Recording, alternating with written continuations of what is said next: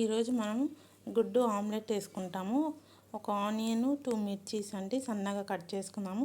ఈ ఎగ్ ఒక బౌల్లో కొట్టేసుకుందాము. కొంచెం కొత్తిమీర కూడా తీసుకుందాము. ఫస్ట్ ఇవన్నీ సన్నగా కట్ చేసుకొని ఎగ్ కొట్టి వేసుకుందాం బౌల్లో. ఎగ్ కొట్టేసుకున్నామండి బౌల్లో. కొంచెం కొత్తిమీర, ఆనియన్స్, 2 మిర్చీస్ కట్ చేసుకున్నాము సన్నగా. ఇప్పుడు మనం ఇది ఎగ్ బాగా బీట్ చేసుకుందామండి. ఇప్పుడు మనం స్టవ్ ఆన్ చేసుకున్నాము. ప్యాన్ పెట్టుకున్నామండి. కొంచెం ఆయిల్ వేసుకుందాము.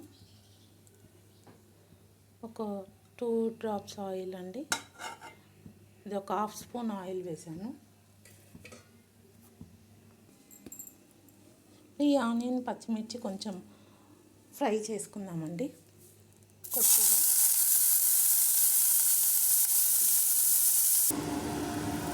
ఇప్పుడు మనం కొంచెం సాల్ట్ వేసుకుంటున్నామండి. ఒక పించు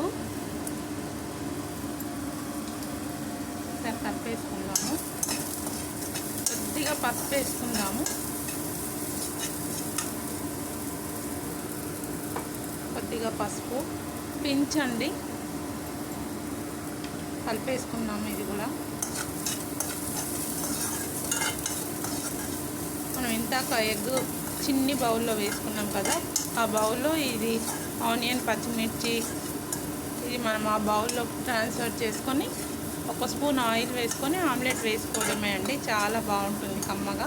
ఇందులోనే ఈ కొత్తిమీర కూడా వేసేసుకున్నాము కొద్దిగా.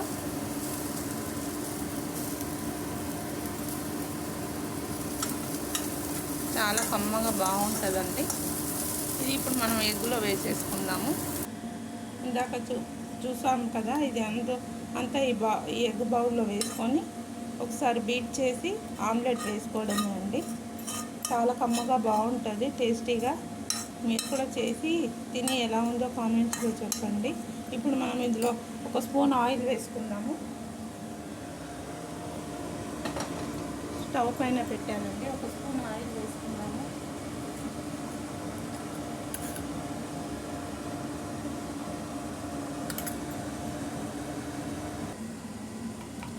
చూసారు కదండి, ఎగ్లో ఇవి అన్నీ బీట్ చేసుకోవాలి, మంచిగా కలుసుకోవాలి. మంచి ఆమ్లెట్ వస్తుంది టేస్టీగా. ఆనియన్, పచ్చిమిర్చి, కొత్తిమీర, కొద్దిగా సాల్ట్ కూడా వేసుకున్నాం కదా. ఇప్పుడు మనం ఇది 1 స్పూన్ ఆయిల్ వేసాము. ఇది వేసేసుకుందాం ప్యాన్లో.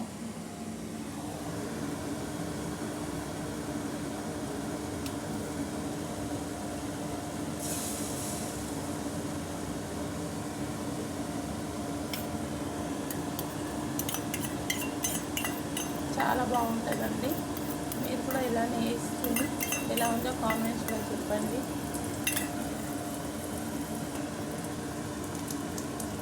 ఆమ్లెట్ తిప్పుకుందామండి. ఆమ్లెట్ అయింది, మెల్లగా తిప్పుకోవాలి.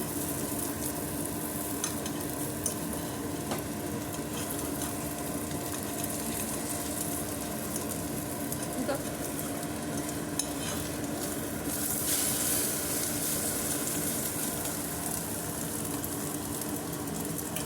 ఏమీ ఆమ్లెట్ రెడీ అయిపోతుందండి.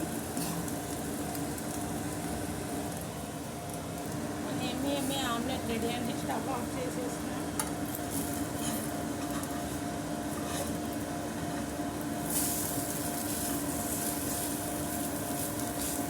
చూసారు కదా, మన ఎమ్మి డిలీషియస్ ఆమ్లెట్ రెడీ అండి.